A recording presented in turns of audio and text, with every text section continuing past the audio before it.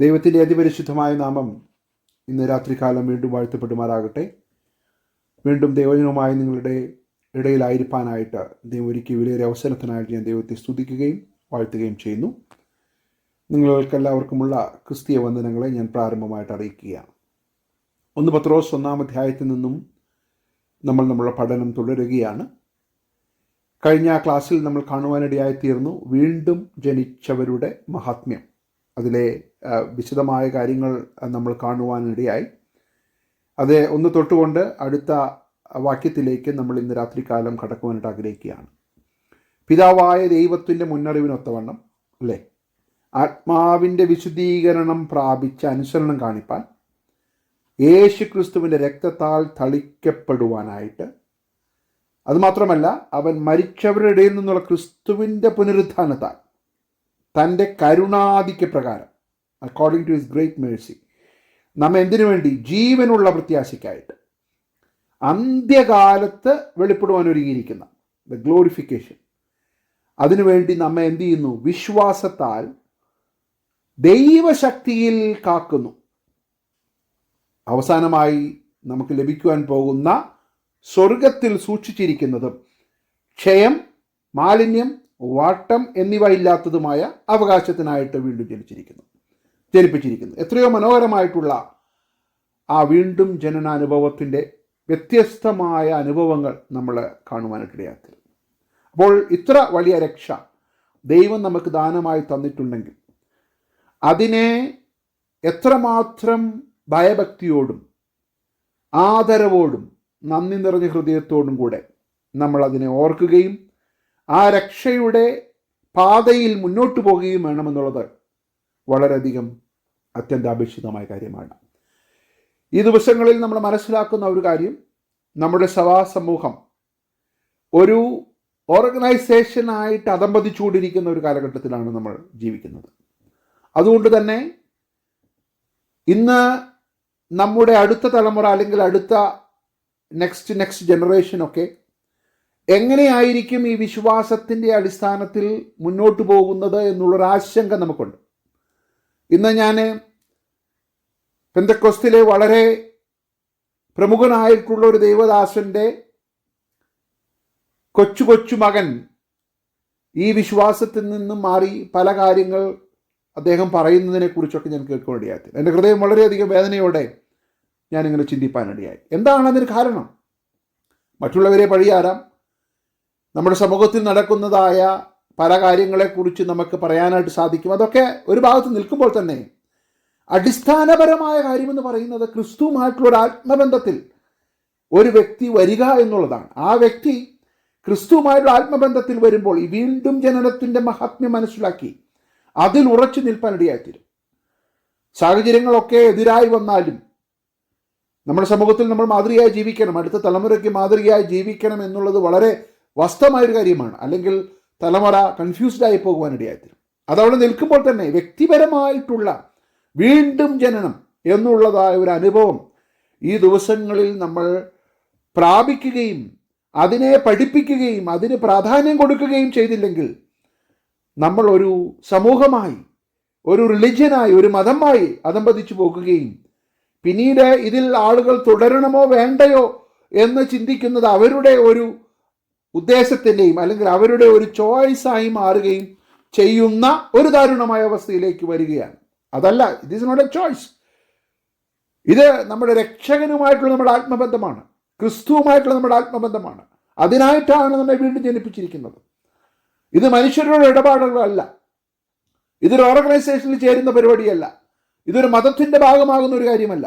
ഇത് ക്രിസ്തുവിൻ്റെ രക്തത്താൽ, വേറൊരാരുടെയുമല്ല, ക്രിസ്തുവിൻ്റെ രക്തത്താൽ നമ്മെ വീണ്ടെടുത്ത, പാപത്തിൻ്റെ അവസ്ഥയിൽ നിന്ന് നമ്മെ വിടുവിച്ച, സകല ശാപത്തിൻ്റെ അവസ്ഥയിൽ നമ്മെ വിടുവിച്ച, സ്വർഗത്തിൽ നമുക്ക് വേണ്ടി ഒരുക്കിയിരിക്കുന്ന ക്ഷയം, മാലിന്യം, വാട്ടം എന്നിവ ഇല്ലാത്തതുമായ ഒരവകാശത്തിനായിട്ടാണ് നമ്മെ വീണ്ടും ജനിപ്പിച്ചിരിക്കുന്നത്. അപ്പോൾ ഇത് മനുഷ്യരുമായിട്ടുള്ള ഇടപാടുകളല്ല. ഇതിനെ ഒരു മതമായി കണ്ട് എനിക്ക് ഇഷ്ടമില്ല എന്ന് പറഞ്ഞു പോകാനുള്ളതല്ല. ഇത് നമ്മുടെ നിത്യതയുടെ വിഷയമാണ്, നമ്മുടെ ഡെസ്റ്റിനിയുടെ വിഷയമാണ്. അതുകൊണ്ട് ഈ വീണ്ടും ജനനത്തിൻ്റെ മഹാത്മ്യം നമ്മൾ മനസ്സിലാക്കുകയും അത് പഠിപ്പിക്കുകയും അത് തലമുറകളിലേക്ക് കൈമാറുകയും അതിനുവേണ്ടി അവരെ പ്രേരിപ്പിക്കുകയും പഠിപ്പിക്കുകയും പ്രാർത്ഥിക്കുകയും ഒക്കെ ചെയ്യേണ്ടത് നമ്മുടെ ഉത്തരവാദിത്തമാണെന്ന് ഞാൻ പ്രാരംഭത്തിൽ പറയുവാനായിട്ട് ആഗ്രഹിക്കുക. എന്നിട്ട് പത്രോസ് തുറന്നു പറയുന്നതായ വാക്യം ഇങ്ങനെയാണ്: അതിൽ നിങ്ങൾ അല്പനേരത്തേക്ക് നാനാ പരീക്ഷകളാൽ ദുഃഖിച്ചിരിക്കേണ്ടി വന്നാലും ആനന്ദിക്കുന്നു. 7-ാം വാക്യം: അഴിഞ്ഞു പോകുന്നതും തീയിൽ ശോധന കഴിക്കുന്നതുമായ പൊന്നേക്കാൾ നിങ്ങളുടെ വിശ്വാസത്തിന്റെ പരിശോധന വിലയേറിയത് എന്ന് യേശു ക്രിസ്തുവിന്റെ പ്രത്യക്ഷതയിൽ പുകഴ്ചയ്ക്കും തേജസ്സിനും മാനത്തിനുമായി കാണുവാൻ അങ്ങനെ ഇടവരും. അവനെ നിങ്ങൾ കണ്ടിട്ടില്ലെങ്കിലും ക്രിസ്തുവിനെ സ്നേഹിക്കുന്നു. ഇപ്പോൾ കാണാതെ വിശ്വസിച്ചുകൊണ്ട് നിങ്ങളുടെ വിശ്വാസത്തിന്റെ അന്ധമായ ആത്മരക്ഷ, ഗ്ലോറിഫിക്കേഷൻ പ്രാപിക്കുകയും പറഞ്ഞു തീരാത്തതും നമ്മെ കൊണ്ട് പറഞ്ഞു തീരുവാൻ സാധിക്കാത്ത രീതിയിലുള്ളതായ മഹിമയുള്ളതായ സന്തോഷത്തോടെ ആനന്ദിക്കുകയും ചെയ്യുന്നു. Price the Lord. അപ്പോൾ ക്രിസ്ത്യൻ സഫറിങ്ങിനെ കുറിച്ചുള്ളതായ ഒരു വിഷയമാണ് ഇവിടെ നമ്മൾ കാണുന്നത്. അപ്പോൾ ക്രിസ്തുവിനോടുകൂടെ കഷ്ടമനുഭവിക്കുന്നതിൻ്റെ മഹാത്മ്യം, ക്രിസ്തുവിന് വേണ്ടി കഷ്ടം സഹിക്കുന്നതിൻ്റെ മഹാത്മ്യം, അതാണ് പത്രോസ് ഈ വാക്യങ്ങളിലൂടെ പറയുന്നത്. കാരണം നമ്മൾ പ്രാരംഭമായി കാണുവാനിടയായി തീർന്നു, പീഡനത്താൽ ചിതറിപ്പാർക്കപ്പെട്ട വിശ്വാസികൾക്കാണ് ഇത് എഴുതുന്നത്. അപ്പോൾ അവർ തളർന്നു പോകാതിരിക്കാൻ എബ്രായ ലേഖനത്തിൽ പറയുന്നത് പോലെ നിങ്ങൾ തളർന്നു പോകരുത്. നിങ്ങൾക്ക് നേരിട്ടുള്ള പരീക്ഷകളാൽ നിങ്ങൾ എന്ത് ചെയ്യരുത്? നിങ്ങൾ തളർന്നു പോകരുത്. കാരണം ഇതൊരു വളരെ പ്രഷ്യസ് ആയിട്ടുള്ള ഒരു കാര്യമാണ്. ഇത് വളരെ ഇമ്പോർട്ടൻ്റ് ആയിട്ടുള്ള ഒരു കാര്യമാണ്. ഇതിനെക്കുറിച്ച് നിങ്ങൾക്ക് മനസ്സിലായില്ലെങ്കിൽ നിങ്ങൾ പതറിപ്പോകുവാൻ സാധ്യതയുണ്ട്. ഇന്നും നമ്മുടെ സമൂഹത്തിൽ സഫറിങ്ങിനെ കുറിച്ചുള്ള ശരിയായ ഒരു പഠനം നമ്മുടെ ഇടയിൽ ഇല്ലാത്തത് കൊണ്ടാണ് പലരും ഇതിൽ വീണുപോകുന്നത്. അതുകൊണ്ട് ദൈവം നമ്മെ സഹായിക്കുകയില്ല എന്നൊന്നുമല്ല ഞാൻ ഈ പറഞ്ഞു വരുന്നതിൻ്റെ അർത്ഥം. സഫറിങ് എന്ന് പറയുന്നത് അതിലൂടെ ദൈവത്തിൻ്റെ ഒരു പദ്ധതി ഉണ്ടെന്നുള്ളതായ ഒരു ബോധ്യം നമുക്ക് വരുമ്പോഴാണ് ദൈവഹിതപ്രകാരം ആ സഫറിങ്ങിന് വേണ്ടി പ്രാർത്ഥിക്കുവാൻ നമുക്ക് സാധിക്കുന്നത്. അപ്പോൾ സഫറിങ്ങിലൂടെ നമ്മൾ കടന്നു പോകുമ്പോൾ നമ്മൾ അതിൽ നിന്നും ഒരു വിടുതൽ പ്രാപിക്കുന്നത് വരെ ആ സഫറിങ്ങിൻ്റെ ഉള്ളിലൂടെയും ആ ഒരു പാത്തിലും ആ ഒരു പ്രോസസ്സിലും ദൈവത്തിനൊരു പദ്ധതി ഉണ്ടെന്നുള്ളത് നമ്മൾ മനസ്സിലാക്കണം. ഹല്ലേലൂയ. അത് മനസ്സിലാക്കാൻ സാധിക്കാതെ വരുമ്പോൾ സഫറിങ്ങിനെ മറ്റൊരു എൻറ്റിറ്റിയായി കണക്കാക്കി സഫറിങ് എന്ന് പറയുന്നതിൻ്റെ ആ ഭാഗം അല്ലെങ്കിൽ ആ ഇൻവോൾവ്മെന്റ്, ആ പ്രോസസ്സ് എന്ന് പറയുന്നത് അനാത്മികവും സഫറിങ് കഴിഞ്ഞിട്ടുള്ളതായ വിടുതൽ ആത്മികവുമായി നമ്മൾ വേർതിരിച്ച് പഠിപ്പിക്കുകയാണ്. അല്ല, ഞാൻ പാപം നിമിത്തമുണ്ടാകുന്ന സഫറിങ്ങിനെ കുറിച്ചൊന്നുമല്ല ഞാൻ ഈ പറഞ്ഞു വരുന്നത്. ഞാൻ പറഞ്ഞത് ദൈവം അനുവദിക്കുന്ന, ഇപ്പോൾ ഇവിടെ പറഞ്ഞു വരുന്ന കാര്യമാണ്. ദൈവം അനുവദിക്കുന്ന സഫറിങ് നമ്മുടെ ശുദ്ധീകരണത്തിനായിട്ട് അല്ലെങ്കിൽ ക്രിസ്തുവിൻ്റെ നാമത്തിന് വേണ്ടി നമ്മൾ അനുഭവിക്കുന്ന സഫറിങ്ങിലൂടെ ദൈവത്തിന് ഒരു പദ്ധതിയുണ്ട്.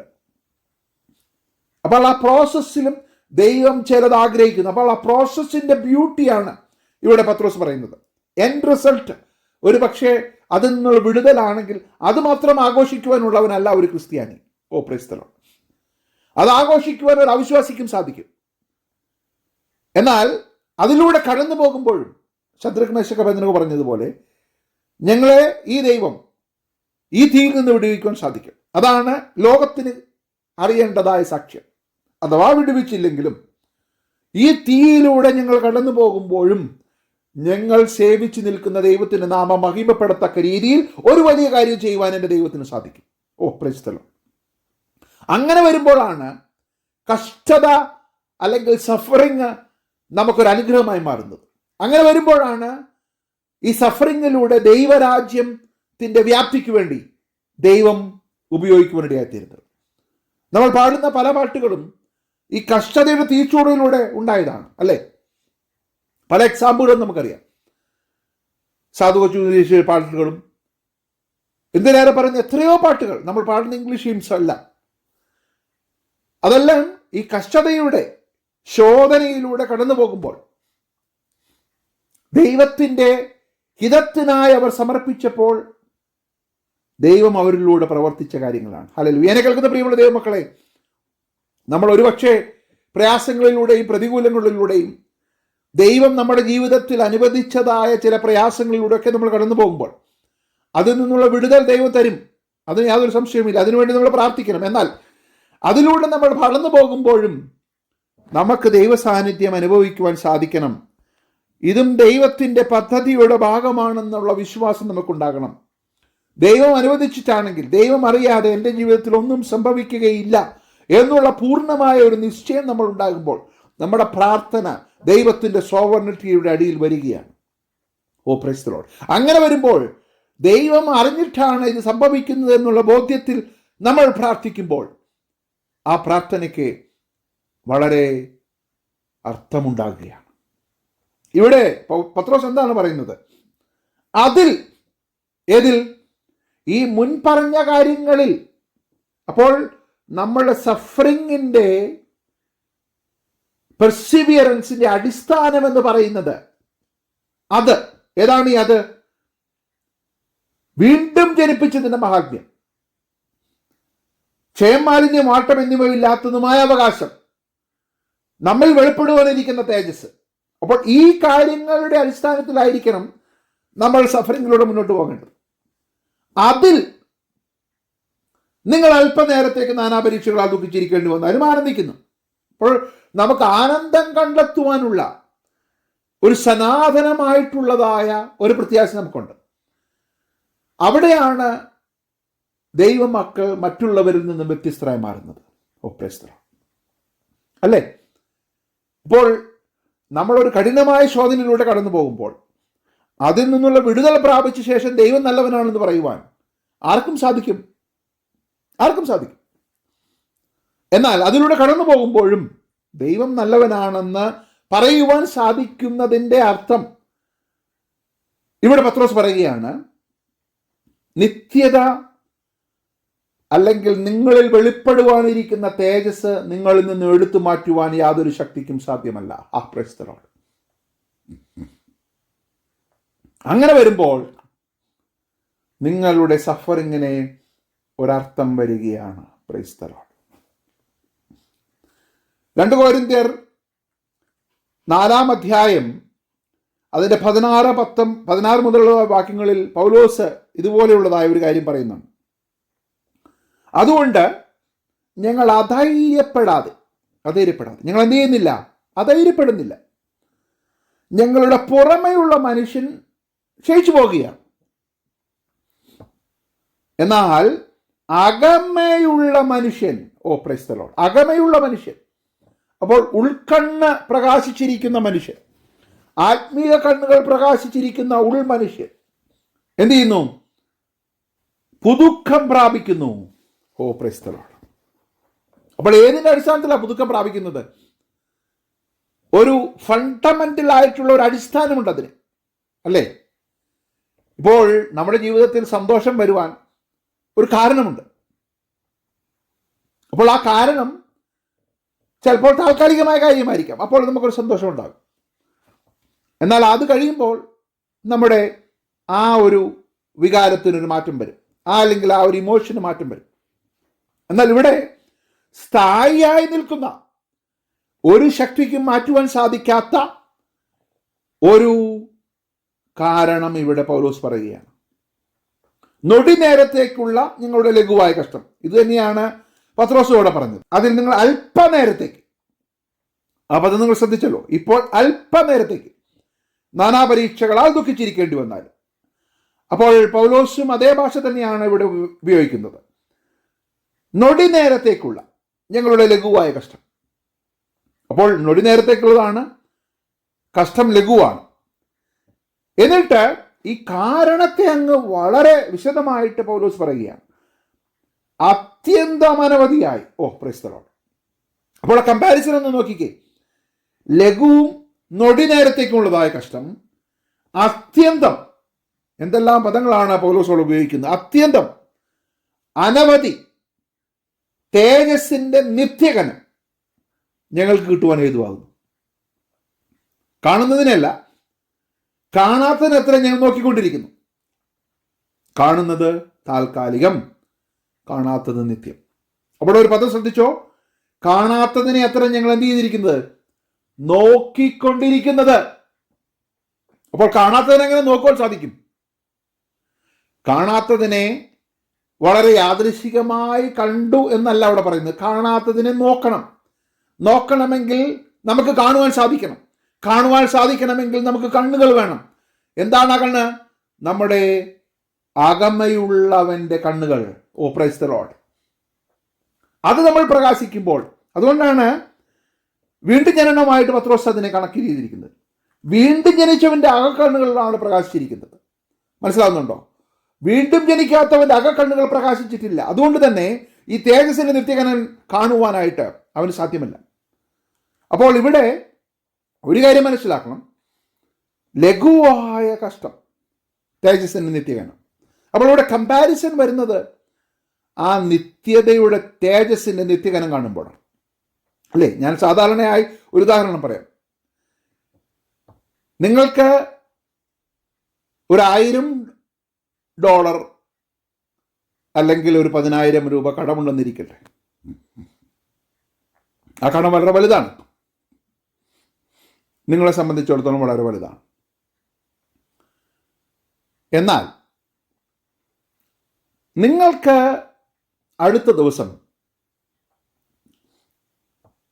1 കോടി രൂപയോ അല്ലെങ്കിൽ ഒരു $1 മില്യൺ നിങ്ങൾക്ക് ദാനമായി ലഭിക്കുന്നു എന്ന് വിചാരിക്കുക. അപ്പോൾ അത് നിങ്ങൾക്ക് ലഭിക്കുമ്പോൾ നിങ്ങളുടെ ഈ 10,000 രൂപയോ അല്ലെങ്കിൽ $100,000 ആയിക്കൊള്ളട്ടെ, ആ കടം വീട്ടപ്പെട്ടിട്ടില്ലെങ്കിലും നിങ്ങൾക്ക് ലഘുവായി തോന്നും. മനസ്സിലായോ? അപ്പോൾ ഈ $1 മില്യൺ നിങ്ങൾക്ക് കിട്ടുന്ന കാര്യം അറിയുന്നത് വരെ, ശ്രദ്ധിച്ചേ, നിങ്ങൾക്ക് ഈ 10,000-ൻ്റെയോ അല്ലെങ്കിൽ $100,000-ൻ്റെയോ കടം വലുതാണ്. എന്നാൽ നിങ്ങൾക്ക് ലഭിക്കുവാനിരിക്കുന്ന ഈ $1 മില്യൺ അല്ലെങ്കിൽ 1 കോടി രൂപയുടെയോ കാര്യം നിങ്ങൾക്ക് വെളിപ്പെട്ടപ്പോൾ, നിങ്ങളത് കണ്ടപ്പോൾ, നിങ്ങളുടെ അതേ കടം നിങ്ങൾക്ക് ലഘുവായി തോന്നി. കാരണം എന്താണ്? കമ്പാരിസൺ. മനസ്സിലാകുന്നുണ്ടോ? അപ്പോൾ ഈ നിത്യകനം കാണുവാൻ നമുക്ക് സാധിക്കുന്നില്ലെങ്കിൽ നമ്മളുള്ള സഫറിങ് വളരെ ബുദ്ധിമുട്ടുള്ളൊരു കാര്യമാണ്.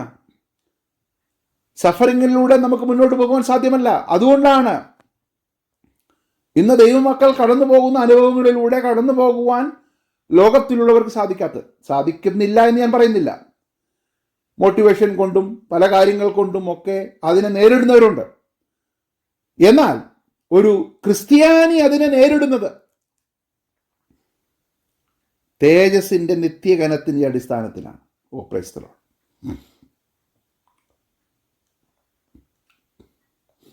എന്നിട്ട് പൗലോസ് 5-ാം അധ്യായത്തിൽ പറയുകയാണ്, കൂടാരമായ ഞങ്ങളുടെ ഭൗമഭവനം അഴിഞ്ഞു പോകും. ഒരു ദിവസം ഇത് എന്ത് ചെയ്യും? അഴിഞ്ഞു പോകും.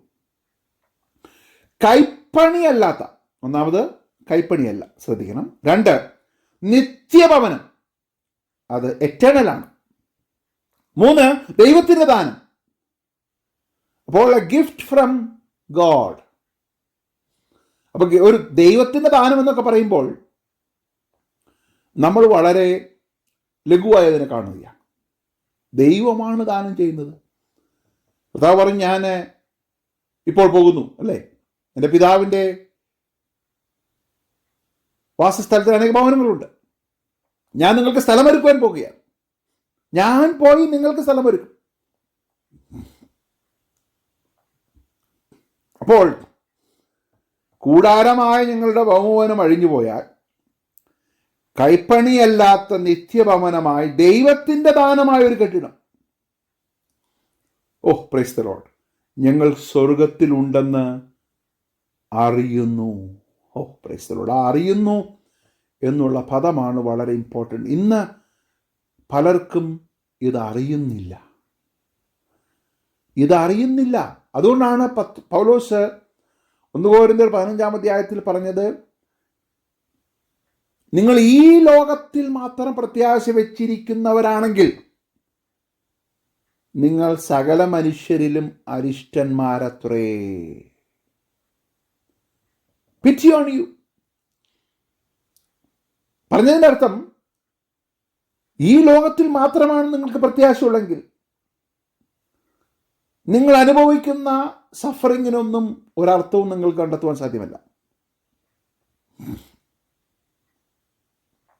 എന്നാൽ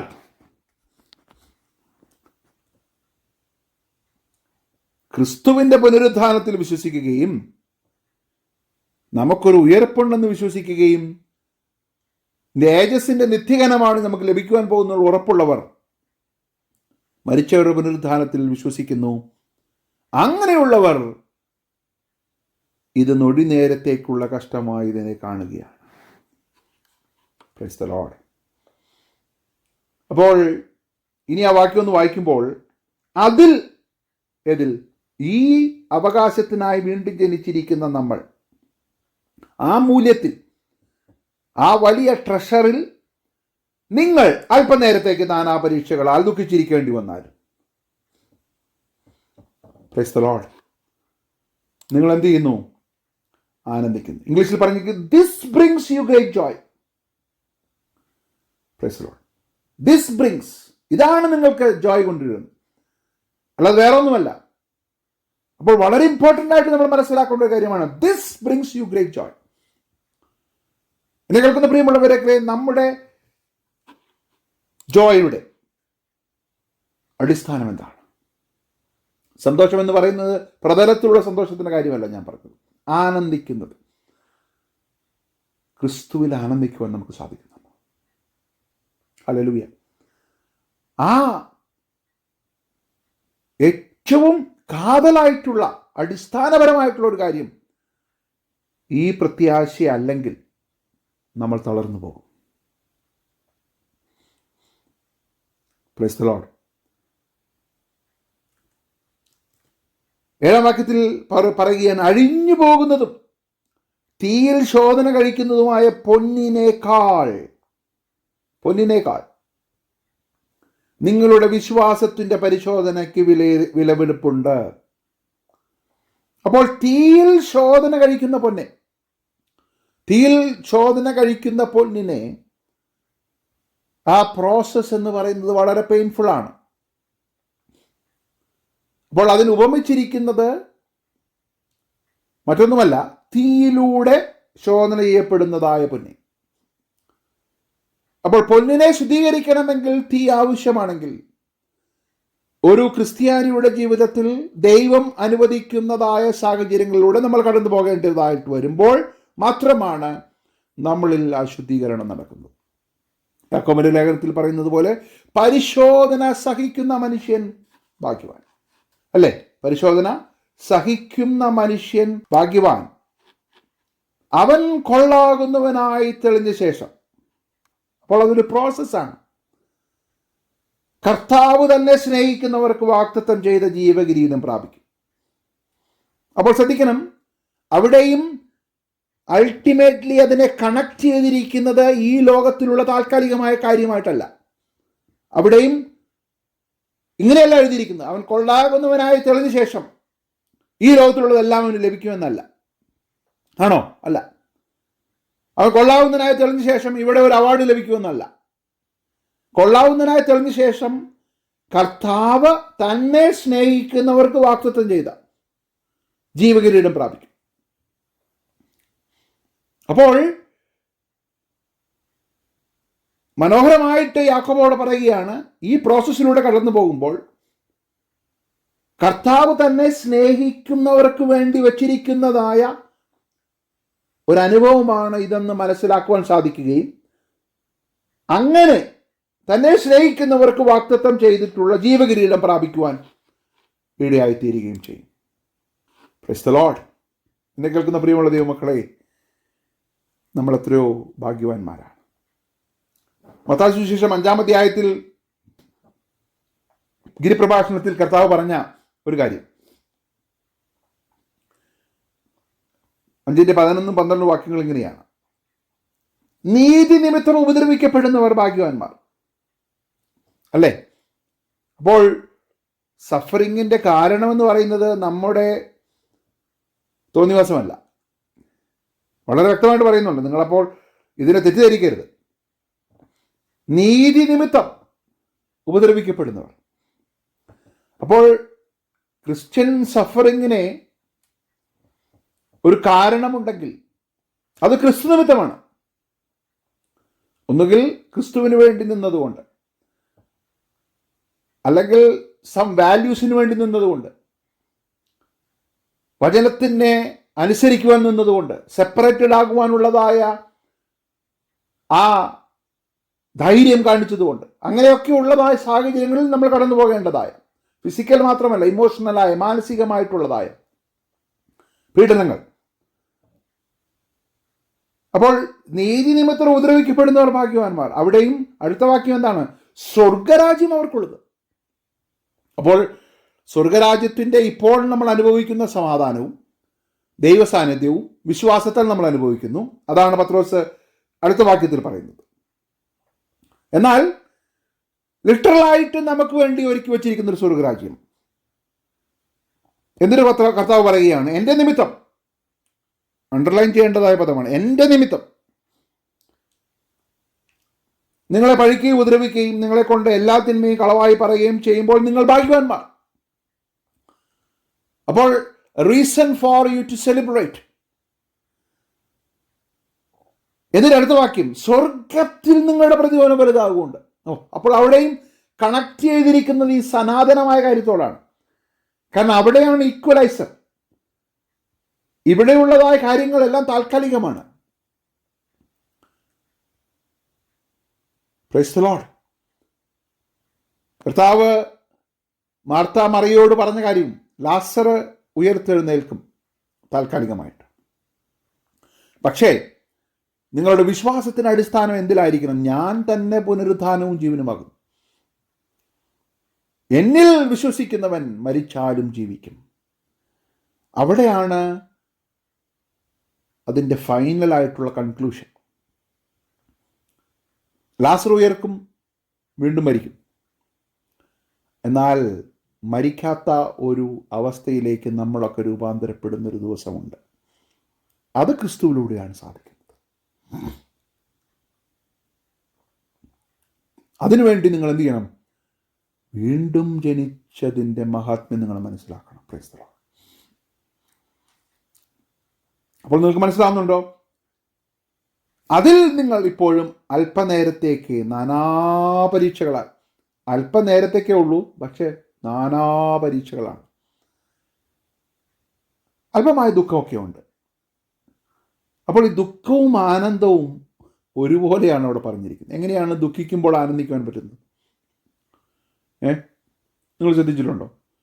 കാണാത്തതിനെ നോക്കുന്നു എന്ന് പൗലോസ് പറഞ്ഞതുപോലെ എങ്ങനെയാണ് ദുഃഖിച്ചിരിക്കുമ്പോൾ ആനന്ദിക്കുവാൻ സാധിക്കുന്നത്? ഇത് ഒരു വിരോധാഭാസമായൊരു സ്റ്റേറ്റ്മെൻ്റ് അല്ലേ? കോൺട്രഡിക്ടറി ആയിട്ടുള്ള രണ്ട് വികാരങ്ങളാണ് ഒരേ വാക്യത്തിൽ തന്നെ പറഞ്ഞിട്ടുള്ളത്. ദുഃഖിച്ചിരിക്കേണ്ടി വന്നാലും ആനന്ദിക്കുന്നു. അപ്പോൾ ദുഃഖിച്ചിരിക്കേണ്ടി വരുന്നതിൻ്റെ കാരണം താൽക്കാലികമായി നിങ്ങൾ കടന്നു പോകുന്ന സഫറിങ്ങിൻ്റെ മാനുഷികമായ തലമാണ് ദുഃഖം. എന്നാൽ അതിൻ്റെ മുകളിൽ വ്യാപരിക്കുന്ന ഒരു ആത്മീക തലമുണ്ട്. Price the Lord. ആ ആത്മീക തലത്തിലാണ് ആനന്ദം കണ്ടെത്തേണ്ടത്. അവിടെയാണ് നമ്മൾ തേജസ്സിൻ്റെ നിത്യകനത്വം നമ്മൾ ധ്യാനിക്കേണ്ടത്. അവിടെയാണ് നമ്മുടെ അകമയുള്ളവൻ പുതുക്കം പ്രാപിക്കേണ്ടത്. അവിടെയാണ് നമ്മൾ കാണാത്തതിനെ നോക്കുവാൻ സാധിക്കുന്നത്. ഹല്ലേലൂയ. എന്നെ കേൾക്കുന്ന പ്രിയമുള്ള ദൈവമക്കളെ, അതിൽ നിങ്ങളിപ്പോൾ അല്പനേരത്തേക്ക് നാനാപരീക്ഷകളാൽ ദുഃഖിച്ചിരിക്കേണ്ടി വന്നാലും, അപ്പോൾ ദുഃഖമുണ്ടാകും. നമ്മുടെ മാനുഷികമായ തലത്തിൽ ദുഃഖമുണ്ടാകും. പക്ഷേ അതിനെ ഓവർകം ചെയ്യുന്ന ഒരു ആനന്ദം മറ്റൊരു തലത്തിലുണ്ട്. അത് കാണുവാൻ സാധിക്കണമെങ്കിൽ, അതിനെ എത്തിപ്പിടിക്കണമെങ്കിൽ നമ്മുടെ അകത്തെ കണ്ണുകൾ പ്രകാശിക്കണം. അകത്തെ കണ്ണുകൾ പ്രകാശിക്കണമെങ്കിൽ നമ്മൾ വീണ്ടും ജനിച്ചവരായിരിക്കണം. Price the Lord. അപ്പോൾ ആ വീണ്ടും ജനിച്ചവൻ്റെ മഹാത്മ്യം എന്താണ് ഇവിടെ പത്രോസ് പറയുന്നത്? സഹിക്കുന്നവൻ, കഷ്ടതയ്ക്കായി ദൈവം തിരഞ്ഞെടുത്തവൻ. അതുകൊണ്ട് നിങ്ങൾ ചിന്തിക്കരുത്, എല്ലാ ദിവസവും എനിക്ക് പ്രയാസവും ദുഃഖവും കഷ്ടവും ആണ്, ക്രിസ്ത്യ ജീവിതം ഒരു ബോറാണ് എന്ന് നമ്മൾ ചിന്തിച്ച് നമ്മൾ ഭയപ്പെടുവാനിടയാക്കരുത്. ഇതിന് നടുവിലെല്ലാം നമ്മെ ജയോത്സവമായി നടത്തുന്ന ഒരു ദൈവമുണ്ട്. ഹല്ലേലൂയ, അല്ലേ? ഇതെല്ലാം ജയോത്സവമായി ആനന്ദം തരുന്ന ഒരു ദൈവമുണ്ട്. അവിടെയാണ് ക്രിസ്ത്യ ജീവിതം ധന്യമായി തീരുന്നത്. അഴിഞ്ഞു പോകുന്നതും തീയിൽ ശോധന കഴിക്കുന്നതുമായ പൊന്നിനേക്കാൾ നിങ്ങളുടെ വിശ്വാസത്തിന്റെ പരിശോധന വിലയേറിയത്. നമ്മൾ യാക്കോബിന്റെ ലേഖനത്തിൽ കണ്ടതുപോലെ കൊള്ളാകുന്നവനായി തെളിഞ്ഞു വരും. അപ്പോൾ വിശ്വാസത്തിന്റെ പരിശോധന നമ്മൾ മനസ്സിലാക്കണം. എന്താണ് ഈ വിശ്വാസത്തിന്റെ പരിശോധന എന്ന് പറയുന്നത്? നമുക്ക് വിശ്വാസമുണ്ടോ എന്ന് പരിശോധിക്കപ്പെടുകയാണ്. Price the Lord. അപ്പോൾ വിശ്വാസത്തിൻ്റെ പരിശോധന നമ്മൾ ആ ആത്മീക തലത്തിൽ എത്തിപ്പിടിക്കുന്നുണ്ടോ എന്നുള്ളതിൻ്റെ ഒരു ടെസ്റ്റാണ്. പരീക്ഷ എഴുതാതെ എങ്ങനെ നമുക്ക് ഡിഗ്രി ലഭിക്കും? പഠിച്ചതുകൊണ്ട് മാത്രം ഡിഗ്രി ലഭിക്കുമോ? ഇല്ല. നമ്മൾ പഠിച്ച കാര്യങ്ങളെല്ലാം ടെസ്റ്റ് ചെയ്യുന്ന ഒരു പ്രോസസ്സുണ്ട്. അതിനെ ബൈപ്പാസ് ചെയ്യാൻ നമുക്ക് പറ്റത്തില്ല, അല്ലേ? ഇപ്പം നമ്മളൊരു ലോകത്തിൽ നമുക്ക് ലഭിക്കുന്ന ഒരു ഡിഗ്രിയുടെ കാര്യം തന്നെ എടുത്തോ. There is an exam, there is A test. അപ്പോൾ അതിനുവേണ്ടി ചിലപ്പോൾ നമുക്കൊരു ദുഃഖം ഉണ്ടാകും, അല്ലേ? പരീക്ഷയ്ക്ക് പഠിക്കണം, അതൊരു ദുഃഖമാണ്. എന്നാൽ മറ്റൊരു തലമുണ്ട്. ഇത് പാസ്സായി കഴിഞ്ഞാൽ ഒരു അനുഗ്രഹം വെച്ചിട്ടുണ്ട്. ഞാൻ ഈ നമുക്ക് മനസ്സിലാകുന്ന ഭാഷയിൽ അങ്ങ് പറയാം. ഒരു ജോലി വെച്ചിട്ടുണ്ട്, അല്ലെങ്കിൽ ഒരു പ്രൊമോഷൻ വെച്ചിട്ടുണ്ട്. അത് വിശ്വാസത്താൽ നമ്മൾ ഇമാജിനേഷനിൽ കാണുമ്പോഴാണ് നമുക്കൊരു മോട്ടിവേഷൻ വരുന്നത്. അത് നമ്മുടെ മാനസിക തലത്തിൽ നടക്കുന്ന കാര്യമാണ്. എന്നാൽ ഇവിടെ പറയുകയാണ്, നാനാ പരീക്ഷകളാൽ ദുഃഖിച്ചിരിക്കേണ്ടി വന്നാലും നിങ്ങൾ എന്തോ ചെയ്യണം? നിങ്ങൾ ആനന്ദിക്കണം. Praise the lord, hallelujah. 2 തിമോഥെയോസ് 3:12 പൗലോസ് പറയുന്ന മറ്റൊരു വാക്യമുണ്ട്. എന്നാൽ ക്രിസ്തുവേശുവിൽ ഭക്തിയോടെ ജീവിപ്പാൻ മനസ്സുള്ളവർക്ക് ഉപദ്രവം ഉണ്ടാകും. 1 പത്രോസ് 4:14 തന്നെ നമ്മൾ കാണുന്നത്. അത് നമ്മൾ വീണ്ടും ധ്യാനിക്കുവാൻ പോകുന്നൊരു വാക്യമാണ്. നിങ്ങളിൽ ആരും കൊലപാതകനോ കള്ളനോ ദുഷ്ടനോ ആയിട്ടല്ല കഷ്ടം സഹിക്കേണ്ടത്. അതിനിവിടെ ഒരു കമ്പാരിസൺ അല്ല. അത് പരകാര്യത്തിൽ ഇടപെടുന്നതിനുമായിട്ടുമല്ല. പിന്നെ എങ്ങനെയാണ്? ക്രിസ്ത്യാനിയായിട്ട് കഷ്ടം സഹിക്കേണ്ടി വന്നാൽ ഈ നാമം ധരിച്ചിട്ട് ദൈവത്തെ മഹത്വപ്പെടുത്തുക അത്ര വേണ്ടത്. അവിടെ പത്രോസ് പറയുന്നത്, ഈ ക്രിസ്ത്യാനിയായിട്ട് സഹിക്കുന്ന കഷ്ടതയ്ക്ക് ഒരു ബ്രാൻഡ് വാല്യൂ ഉണ്ട്. Price the Lord. നമ്മളത് മനസ്സിലാക്കണം. നമ്മളൊക്കെ ജോലി ചെയ്യുന്ന കമ്പനികളും അല്ലെങ്കിൽ അതിനൊക്കെ ഒരു ബ്രാൻഡ് വാല്യൂ ഉണ്ട്. ആളുകൾ അങ്ങോട്ടും ഇങ്ങോട്ടൊക്കെ പോകും, പക്ഷെ ബ്രാൻഡ് വാല്യൂ ആണ് അതിനെ നിലനിർത്തുന്നത്. എന്ന് പറയുന്നത് പോലെ യേശുക്രിസ്തു കഷ്ടം അനുഭവിച്ചപ്പോൾ, ശ്രദ്ധിച്ചേ, യേശുക്രിസ്തു കഷ്ടം അനുഭവിച്ചപ്പോൾ പുതിയ നിയമവിശ്വാസികളായ നമ്മുടെ കഷ്ടതയ്ക്ക് ഒരു പുതിയ ബ്രാൻഡ് വാല്യൂ ഉണ്ടായി. പഴയ നിയമഭക്തന്മാർക്ക് ലഭിക്കാത്ത ഒരു ഭാഗ്യം നമുക്ക് ലഭിച്ചു. എബ്രായ ലേഖനത്തിൽ വളരെ മനോഹരമായി 11-ാം അധ്യായം 12-ാം അധ്യായം കൂടെ കണക്ട് ചെയ്യുമ്പോൾ എബ്രായ ലേഖന കർത്താവ് പറയുന്നൊരു കാര്യമുണ്ട്. അവരെല്ലാവരും ദൂരത്തുനിന്ന് കണ്ട് അഭിവന്ദിച്ചു. അപ്പോൾ അവരനുഭവിച്ച കഷ്ടതയ്ക്ക് അത്രയും ബ്രാൻഡ് വാല്യൂ ഉണ്ടായിരുന്നില്ല. എന്നാൽ നമ്മൾ അനുഭവിക്കുന്ന കഷ്ടതയ്ക്ക് ഒരു ബ്രാൻഡ് വാല്യൂ ഉണ്ട്. കാരണം എന്തെന്നറിയാമോ? ക്രിസ്തുവിൻ്റെ കഷ്ടതയിലാണ് നമ്മൾ താതാത്മ്യം പ്രാപിക്കുന്നത്. Praise the lord. അവിടെയാണ് അഭിമാനം വരുന്നത്. അപ്പോൾ നേരത്തെ ഞാൻ പറഞ്ഞതുപോലെ ആ കമ്പനിയുടെ ബ്രാൻഡ് വാല്യൂവിൽ നിങ്ങൾ മറയുമ്പോഴാണ് നിങ്ങൾ ആ കമ്പനിക്ക് വേണ്ടി വർക്ക് ചെയ്യുന്നതിൻ്റെ മഹാത്മ്യം നിങ്ങൾക്ക് മനസ്സിലാകുന്നത്. എന്ന് പറയുന്നത് പോലെ ക്രിസ്തുവിൻ്റെ കഷ്ടങ്ങളിലാണ് നിങ്ങൾ പങ്കുകൊള്ളുന്നത് എന്നുള്ളതായ ഒരു ബോധ്യം നിങ്ങൾക്കുണ്ടാകുമ്പോൾ ഈ നാനാ പരീക്ഷകൾ നിങ്ങൾക്ക് ദുഃഖമുണ്ടാക്കുന്നുവെങ്കിലും നിങ്ങൾ ആനന്ദിക്കും. ഹല്ലേലൂയ. എന്നെ കേൾക്കുന്ന ദൈവമക്കളെ, ഈ നാമം ധരിച്ചിട്ട് നമ്മൾ ദൈവത്തെ മഹത്വപ്പെടുത്തുക അത്ര വേണ്ടത്. എങ്ങനെയാണ് സഭ വളർന്നത്? 1-ാം നൂറ്റാണ്ടിലെ ദൈവസഭയിൽ കഷ്ടതയുടെ തീവ്രതയിലൂടെ അവർ കടന്നുപോയപ്പോഴും അവർ ചിതറിപ്പോയപ്പോഴും അവിടെ എഴുതിയിരിക്കുന്ന അവർ സുവിശേഷം പ്രസംഗിച്ചുകൊണ്ട് മുന്നോട്ട് പോയി എന്നാണ്. പീഡനത്തിന് അവരെ പിടിച്ചു നിർത്തുവാൻ സാധിച്ചില്ല. ലക്ഷക്കണക്കിന് കോടിക്കണക്കിന് മിഷണറിമാർ കർത്താവിന് വേണ്ടി രക്തസാക്ഷികളായി മാറി. എങ്ങനെ? അവരെല്ലാം യേശുക്രിസ്തുവിന്റെ പ്രത്യക്ഷതയിൽ പുകഴ്ചയ്ക്കും തേജസ്സിനും മാനത്തിനുമായി കാണുവാൻ അങ്ങനെ ഇടവരും. Price the Lord. യേശുക്രിസ്തുവിന്റെ പ്രത്യക്ഷതയിൽ അൾട്ടിമേറ്റ് ആയിട്ട് നമുക്ക് ലഭിക്കുവാൻ പോകുന്ന റിവാർഡ്. Price the Lord. അതുകൊണ്ട് ഇതൊരു പ്രിവിലേജ് ആയിട്ട് നമ്മൾ കൺസിഡർ ചെയ്യണം. ക്രിസ്തുവിൻ്റെ കഷ്ടങ്ങളിൽ പങ്കുള്ളവരാകും തോറും സന്തോഷിച്ചു കൊള്ളും. അങ്ങനെ നിങ്ങൾ അവൻ്റെ തേജസ്സിൻ്റെ പ്രത്യക്ഷതയിൽ ഉല്ലസിച്ച് ആനന്ദിപ്പാൻ ഇടവരും. 1 പത്രോസ് 4:13 വാക്യമാണ് ഞാൻ വായിച്ചത്. ക്രിസ്തുവിൻ്റെ കഷ്ടങ്ങൾക്ക് പങ്കുള്ളവരാകും തോറും നിങ്ങൾ എന്തോ ചെയ്യണം? സന്തോഷിച്ചുകൊള്ളുവിൻ. അങ്ങനെ നിങ്ങൾ അവൻ്റെ തേജസ്സിൻ്റെ പ്രത്യക്ഷതയിൽ. അപ്പോൾ അവിടെയും അത് കണക്ട് ചെയ്തിരിക്കുന്നത് ഇവിടത്തുള്ള ഒരു കാര്യമായിട്ടല്ല. തേജസ്സിൻ്റെ പ്രത്യക്ഷതയിൽ ഉല്ലസിച്ചാനന്ദിപ്പാനിടവരുന്നൊരു ദിവസമുണ്ട്. Oh praise the lord. പൗലോസ് പറഞ്ഞതുപോലെ, ഞാൻ നല്ല പോർ പൊരുതി ഓട്ടം തികച്ച് വിശ്വാസം കാത്തു, ഇനി നീതിയുടെ കിരീടം എനിക്ക് ആവശ്യിക്കും. തിമോഥെയോസേ, നീ എന്നോടുകൂടെ കഷ്ടം സഹിക്കാം. ഒരു പടയാളിയെപ്പോലെ, ഒരു ഓട്ടക്കാരനെ പോലെ, ഒരു കൃഷിക്കാരനെ പോലെ എന്നോടുകൂടെ കഷ്ടം സഹിക്കാം. കാരണം നിനക്കും ഒരു കിരീടമുണ്ട്. തേജസ്സിൻ്റെ നിത്യകനം നമുക്ക് വേണ്ടി ദൈവം വെച്ചിട്ടുണ്ട്. ഹല്ലേലൂയ.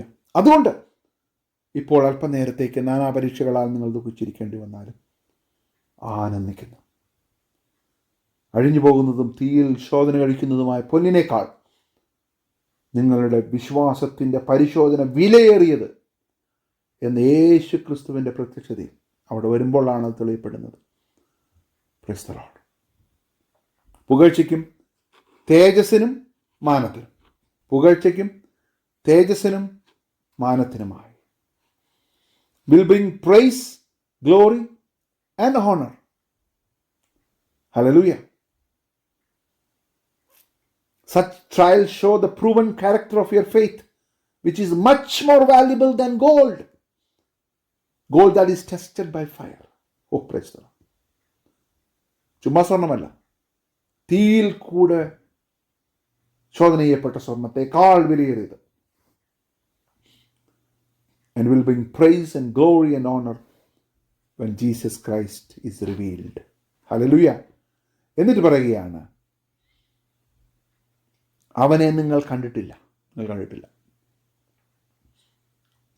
ഇല്ലെങ്കിലും നമ്മൾ സ്നേഹിക്കുന്നു. കാരണം നമുക്കറിയാം, നമുക്ക് വേണ്ടി മരിച്ച കർത്താവിൻ്റെ സ്നേഹം നമ്മളിൽ വസിക്കുന്നു. ആ കരുണാധിപ്രകാരമാണ് ദൈവം നമ്മെ വീണ്ടെടുത്തത്. അതുകൊണ്ട് നമ്മൾ അവനെ സ്നേഹിക്കുന്നു. നമ്മൾ കണ്ടിട്ടില്ല. ഇപ്പോൾ കാണാതെ വിശ്വസിച്ചും കൊണ്ട് നിങ്ങളുടെ വിശ്വാസത്തിൻ്റെ അന്ധമായ ആത്മരക്ഷ. അപ്പോൾ ഈ വീണ്ടും ജനനത്തിന് ഞാൻ കഴിഞ്ഞ ആഴ്ച പറഞ്ഞതുപോലെ ജസ്റ്റിഫിക്കേഷൻ, സാങ്ക്ടിഫിക്കേഷൻ ആൻഡ് ഗ്ലോറിഫിക്കേഷൻ, ഇതിനൊരു അന്തമുണ്ട്, ഇതിനൊരു അവസാനമുണ്ട്. ഓ പ്രൈസ് ദി ലോർഡ്. ഇതിനൊരു ഫുൾ സ്റ്റോപ്പ് വരുന്നുണ്ട്. ഇതിനൊരു ജസ്റ്റിഫിക്കേഷൻ, ഇതിനൊരു ഒരു തീരുമാനം വരുന്നുണ്ട്. വിശ്വാസത്തിൻ്റെ അന്ധമായ ആത്മരക്ഷ പ്രൈസ് ദി ലോർഡ്. പ്രാപിക്കുകയും പറഞ്ഞു തീരാത്തതും മഹിമയുള്ളതുമായ സന്തോഷത്തോടെ ആനന്ദിക്കുകയും ചെയ്യുന്നു. വീണ്ടും ആ വാക്ക് വരികയാണ്, ആനന്ദിക്കുകയും ചെയ്യുന്നു. 2 പ്രാവശ്യമാണ്. നാനാപരീക്ഷകൾ ദുഃഖിച്ചിരിക്കേണ്ടി വന്നാലും ആനന്ദിക്കുന്നു. എന്താണ് അതിൻ്റെ കാരണം? വീണ്ടും പത്രോസ് പറയുകയാണ്, അന്തമായ ആത്മരക്ഷ പ്രാപിക്കുവാൻ നിങ്ങൾ ഉള്ളതുകൊണ്ട് മഹിമയുള്ളതുമായ സന്തോഷത്തോടെ ആനന്ദിക്കുകയും ചെയ്യുന്നു. Price the lord. ഹല്ലേലൂയ. ഞാൻ എൻ്റെ വാക്കുകളിവിടെ ഉപസംഹരിക്കുവാൻ പോവുകയാണ്. നമ്മെ തന്നെ ദൈവത്തിന് സമർപ്പിക്കാം. കർത്താവേ, ഞാൻ അങ്ങനെ സമർപ്പിക്കപ്പെട്ട ഒരു വ്യക്തിയാണോ? ആ വീണ്ടും ജനനത്തിൻ്റെ പ്രത്യാശ എന്നിലുണ്ടോ? അതോ വെയിൽ വരുമ്പോൾ ഞാൻ വാടിപ്പോകുന്നുണ്ടോ? തളർന്നു പോകുന്നുണ്ടോ? മാനുഷികമായ തലത്തിലുണ്ടാകുന്ന ദുഃഖം ആത്മീയമായ തലത്തിലുണ്ടാകുന്ന ആനന്ദത്തിന് അടിയറവ് പറയുന്നുണ്ടോ? ഇല്ലെങ്കിൽ നമ്മൾ ദുഃഖിതരായി മുന്നോട്ട് പോകും. എന്നാൽ ആ ദുഃഖത്തിൻ്റെ മുകളിൽ വ്യാപരിക്കുന്ന ഒരു ആനന്ദമുണ്ട്. ആനന്ദം കണ്ടെത്തുവാൻ സാധിക്കണമെങ്കിൽ നമ്മുടെ അകക്കണ്ണുകൾ തുറക്കണം. അകക്കണ്ണുകൾ തുറന്നാൽ നമ്മൾ തേജസ്സിൻ്റെ നിത്യകനം കാണും. നമ്മുടെ അകക്കണ്ണുകൾ തുറക്കണമെങ്കിൽ നമ്മൾ വീണ്ടും ജനിച്ചതിൻ്റെ ആ യാഥാർത്ഥ്യത്തിൽ നമ്മൾ ജീവിക്കണം. ഓ പ്രൈസ് ദി ലോർഡ്. അങ്ങനെ നമ്മൾ മുന്നോട്ട് പോകുമ്പോൾ നമ്മൾ എന്തോ ചെയ്യും?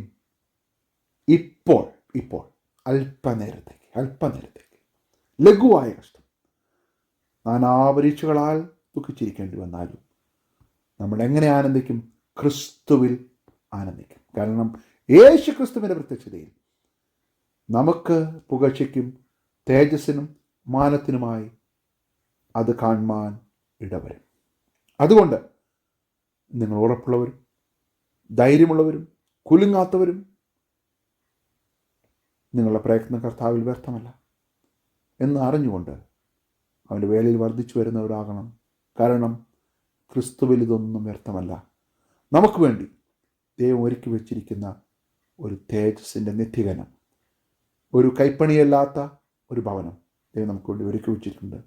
എന്നാൽ ഈ ലോകത്തിൽ നമ്മൾ അതിലൂടെ കടന്നു പോകുമ്പോഴും ആനന്ദം കണ്ടെത്തുവാൻ നമുക്ക് സാധിക്കുമ്പോൾ അതിലൂടെ ദൈവനാമം മഹത്വപ്പെടുന്നു.